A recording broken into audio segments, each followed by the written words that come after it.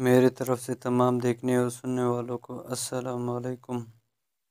آج میں آپ لوگوں کو ایشیا کے ایسے ملک کی سیر کراؤں گا جو پچھلے 2 دہائیوں سے پوری دنیا میں اپنا نام بنا رہی ہے، جس کے بارے میں کہا جاتا ہے کہ یہ آنے والے کچھ ہی سالوں میں یہ ملک سنگاپور کا مقابلہ کرے گا اور ایشین ٹائیگر کی لسٹ میں اس ملک کا شمار بہت جلد ہو جائے گا۔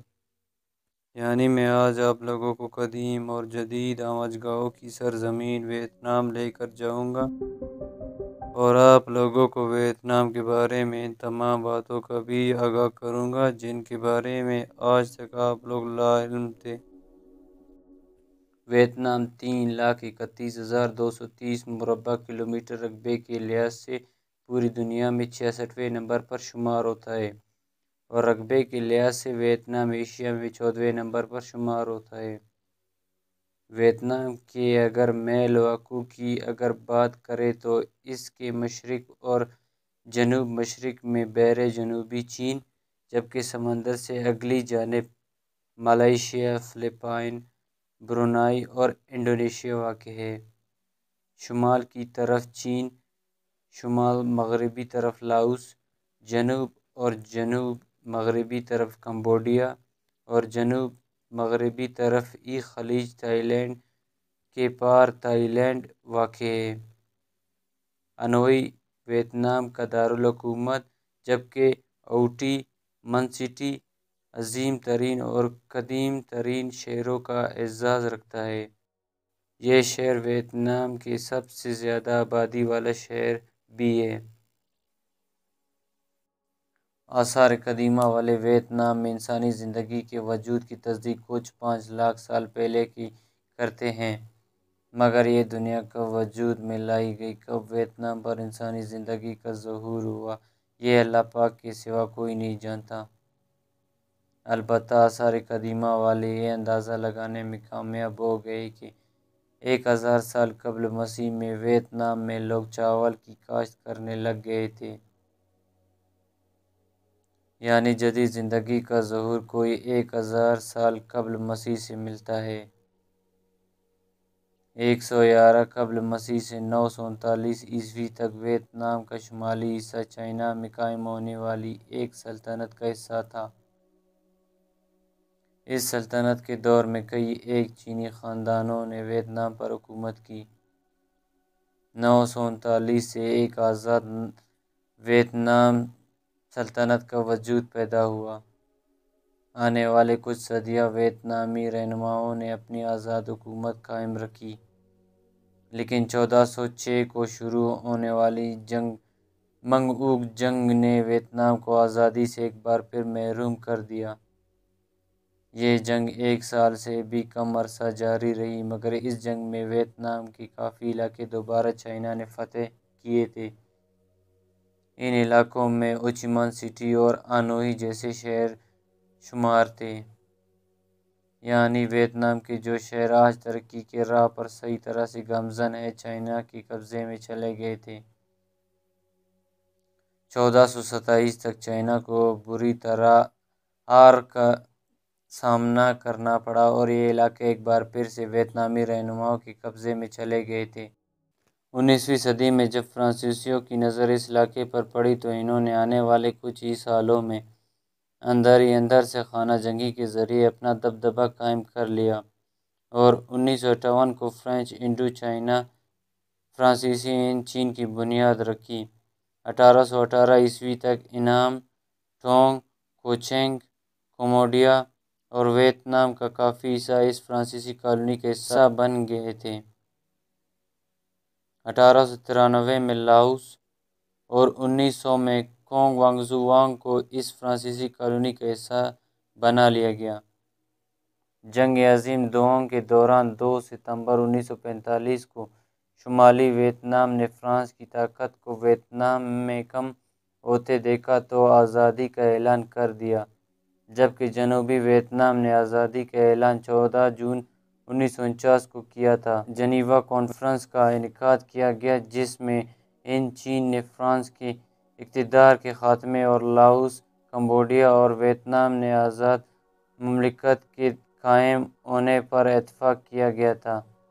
لیکن اس وقت ویتنام کو 2 حصوں میں تقسیم کرنے پر فیصلہ کیا گیا اور اس کو متحد کرنے کا فیصلہ ویتنام عوام پر چھوڑ دیا گیا کہ وہ اس بارے میں کیا رائے دیتے ہیں۔ 1954 میں ویتنام کو حقیقی معنوں میں فرانس سے آزادی نصیب ہوئی تھی۔ 1975 میں شمالی ویتنام نے جنوبی ویتنام کو فتح کر لیا۔ 2 جنوری 1976 کو جنوبی ویتنام کو شمالی ویتنام سے الحاق کرنا پڑا، جس کے بعد ویتنام ایک مکمل ملک بن کر دنیا کے نقشے پر اترا۔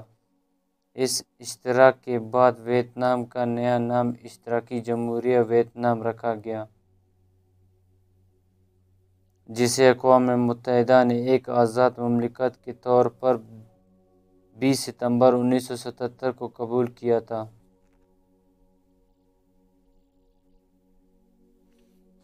ویتنام کے بارے میں اگر دلچسپ حقائق کی بات کی جائے تو ویتنام کے کلچر میں آپ کو چائنا، جاپان، فرانس اور امریکہ کا رنگ خوب نظر آئے گا۔ ویتنام کی کرنسی پاکستان سے بہت کمزور سمجھی جاتی ہے۔ پاکستان کا 1 روپیہ ویتنام کے 204.85 ڈونگ کے برابر ہے۔ ویتنام کی کرنسی کو ویتنامی ڈونگ کہا جاتا ہے۔ ویتنام کا ڈومین نیم .vn ہے۔ ویتنام کا کالنگ کوڈ +84 ہے۔ وقت کے لحاظ سے ویتنام پاکستان سے 2 گھنٹے آگے ہے۔ ویتنام پاکستان کی مشرقی جانب 4367 کلومیٹر پر واقع ہے۔ ویتنام کے جھنڈے میں سرخ رنگ اس خون کو ظاہر کرتا ہے۔ جنگ کے دوران ویتنام کے ان لوگوں نے اپنے وطن کی آزادی کی خاطر بہایا تھا اور ستارے کی 5 کرنیں کسانوں، مزدوروں، دانشوروں، نوجوانوں اور فوجیوں کو ظاہر کرتا ہے۔ ٹاٹ ویتنام کا مشہور تہوار ہے جو ہر نئے چینی سال کے موقع پر 16 فروری کو منایا جاتا ہے۔ ویتنامیوں کے گھروں کی تعمیر میں آپ کو چینی اور فرانسیسیوں کی طرز تعمیر کا رنگ نظر آئے گا۔ زراعت کے شعبوں میں سب سے زیادہ اہمیت چاولوں کی فصل پر دی جاتی ہے۔ پہاڑوں پر جگہ جگہ جہاں بھی نظر دوڑائی جائے چاولوں کی ہی کاشت نظر آئے گی۔ فانسی پن، جسے روف آف انڈو چائنا کہا جاتا ہے، ویتنام میں موجود سب سے بلند ترین پہاڑی چوٹی ہے۔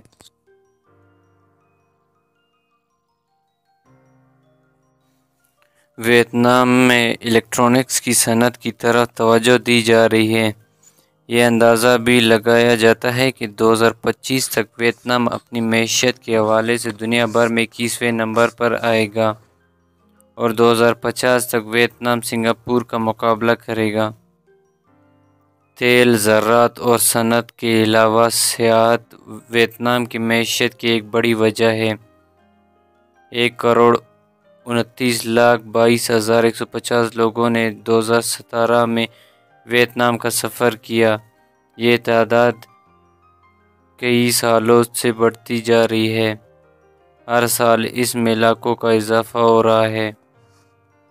2019 میں ویتنام میں لوگوں کی تعداد 1.18 ملین بتائی جاتی ہے۔ سیاحت ایک ایسا شعبہ ہے جو کچھ ہی سالوں میں کسی بھی ملک کو بلندی پر لا سکتا ہے اور یہ ہی شعبہ ویتنام کی ترقی کے اضافے کی اہم وجوہات میں سے ہے۔ ویتنام کے شمال کی جانب سرخ دریا بہتا ہے اور جنوب کی جانب دریائے نامور بہتا ہے جو کاشتکاروں کو پانی مہیا کرتا ہے تاکہ لوگ فصلوں کی کاشت کر سکیں۔ فٹ بال اور مارشل آرٹ یہ دونوں کھیلیں ویتنام میں زیادہ اور شوق سے کھیلی جانے والی کھیل ہیں، جبکہ بیڈمنٹن، ٹینس، والی بال، پنگ پونگ اور شطرنج دیگر کھیلی جانے والی کھیلیں ہیں۔ 2008 میں شرح تعلیم 90% تھی، جو بڑھ کر 97.3% ہو گئی ہے۔ تعلیم کی طرف پہلے سے زیادہ توجہ دی جا رہی ہے۔ ویتنام کی آبادی کے مذہب کی بات کی جائے تو ملکی آبادی کا 73.2% ویتنامی فوک مذہب کا پیروکار کرتی ہے، 12.2% بدھ مت کے پیروکار ہیں، 8.3% عیسائیت کے، 4.8% کوٹسم، 1.4% آؤ، 0.1% دیگر مذہب کے پیروکار ہیں۔ ویتنام کی آبادی میں 85.7% ویتنامی لوگ، 1.9% تھائی، 1.5% لوگ مونگ، 1.5% خمیر، 1.8% تھائی، 1.2% مونگ، 1.1% نننگ، 1.1% آؤ، 4.3% ایسے لوگوں کی ہے جو دیگر ممالک سے کام کاج کی غرض سے آ کر ویتنام میں بس گئے ہیں۔ ویتنامی ویتنام کی اور سرکاری زبان ہے۔ یہ زبان ویتنام میں سب سے زیادہ بولی جانے والی زبان ہے، جبکہ چینی، جرمن، فرانسیسی، چان، نننگ، چیک اور پالش دیگر بولے جانے والی زبان ہیں۔ انگریزی دوسری زبان کے طور پر استعمال کی جاتی ہے۔ دنیا کی سب سے بڑی غار سونگ ڈونگ کی غار بھی ویتنام میں ہی موجود ہے، جسے دیکھنے لاکھوں سیاح ویتنام کے صوبے کونگ ونا کی جانب سفر کرتے ہیں۔ بین چاؤ کے نام سے ویتنام میں ایک ایسی جگہ ہے جہاں کا پانی اتنا گرم ہوتا ہے کہ اگر اس میں انڈے کو ڈال دیا جائے تو وہ بھی ابل جائے گا۔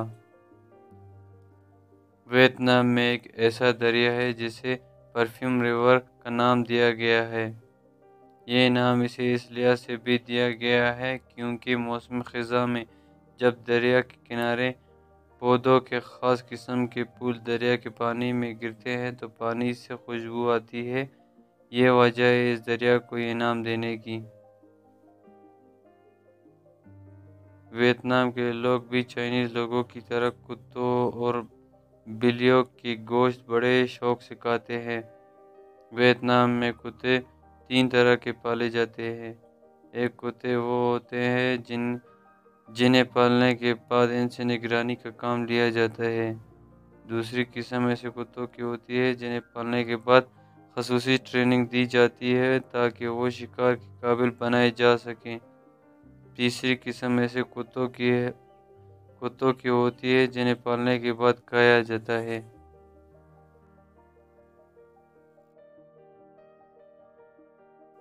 اگر آپ کاجو کے شوقین ہیں تو آپ کے لیے یہ جاننا بھی ضروری ہے کہ ویتنام اپنے کاجو کے ایکسپورٹ کے حوالے سے دنیا میں پہلے نمبر پر آنے والا ملک ہے اور دنیا کے 37% کاجو ویتنام ہی پیدا کرتا ہے، جبکہ دنیا میں چاولوں کی ایکسپورٹ کے حوالے سے ویتنام کا دوسرا نمبر آتا ہے۔ کافی کے ایکسپورٹ میں ویتنام دنیا میں دوسرے نمبر پر آتا ہے۔ پوری دنیا کی 20% کافی ویتنام سے ہی حاصل کی جاتی ہے۔ ویتنام میں 8 یونیسکو ورلڈ ہیریٹیج سائٹس موجود ہیں جو سیاحوں کا خاص مرکز بنی ہوئی ہیں۔ ویتنام میں چاولوں سے بنائی گئی شراب بے حد شوق سے پی جانے والی شراب ہے۔ اسے بنانے کے بعد اسے ایک بوتل میں موجود سالم سام کے ساتھ بھر دیا جاتا ہے۔ اس شراب کو ویتنام میں سنیک وائن کے نام سے پکارا جاتا ہے۔ یہ چائنا اور ویتنام میں بہت مقبول مشروب ہے۔ ویتنام درختوں اور جانوروں کی افزائش کے حوالے سے دنیا بھر میں 16ویں نمبر پر آتا ہے۔ ویتنام میں 16,000 اقسام کے درخت، 840 اقسام کے پرندے، 310 اقسام کے جانور اور 78 اقسام ایسے جانوروں کی ہے جو نہ ہی پرندوں میں شمار ہوتے ہیں اور نہ ہی جانوروں میں۔ ویتنام میں جتنی گاڑیاں آپ کو چلتی نظر نہیں آئیں گے اتنے موٹر سائیکل چلتے نظر آئیں گے۔ کم و بیش 1 کروڑ موٹر سائیکل روزانہ ویتنام کی سڑکوں پر دوڑتی ہیں۔ ویتنام میں تقریباً 3 کروڑ 70 لاکھ کے قریب موٹر سائیکل رجسٹرڈ ہے۔ ویتنام میں کچھوے کو اچھی نصیب اور قسمت کی نشانی سمجھا جاتا ہے۔ کچھوے کی لمبی عمر کی وجہ سے ویتنام کے لوگ اسے اپنے گھروں میں یہ سوچ کر رکھتے ہیں کہ انسان کی عمر میں اضافہ ہو سکتا ہے۔ 1950 سے شروع ہونے والی ویتنام جنگ، جس میں شمالی اور جنوبی ویتنام کے لوگوں میں 20 سال تک جاری رہی، ویتنام میں انسانی قتل و غارت کے لحاظ سے سب سے برے دن شمار کیے جاتے ہیں۔ جس جنگ میں کم و بیش 40 لاکھ لوگ مار دیے گئے تھے۔ ویتنام جنگ امریکیوں کی جانب سے لڑائی جانے والی جنگ تھی جس میں 20 ملین امریکی ڈالر خرچہ آیا تھا۔ ویتنام میں اس جنگ کو امریکن وار ان ویتنام کے نام سے موسوم کیا جاتا ہے۔ ویتنام کا ہر مرد اور عورت آپ کو کام کرتے نظر آئے گا۔ ترقی یافتہ ممالک میں بیروزگاری کے حوالے سے ویتنام میں بیروزگاروں کی تعداد بہت ہی کم ہے۔ یہ انفرادی قوت بھی ویتنام میں ایک بڑی وجہ ہے۔ نگوئین ویتنام میں لڑکے اور لڑکیوں کا سب سے زیادہ استعمال کیے جانے والا نام ہے۔ ویتنام میں خنزیر کو دوسرے جانوروں کی طرح پالا جاتا ہے۔ ہنوئی ویتنام میں 7 عجوبوں میں سے ایک عجوبہ ہے۔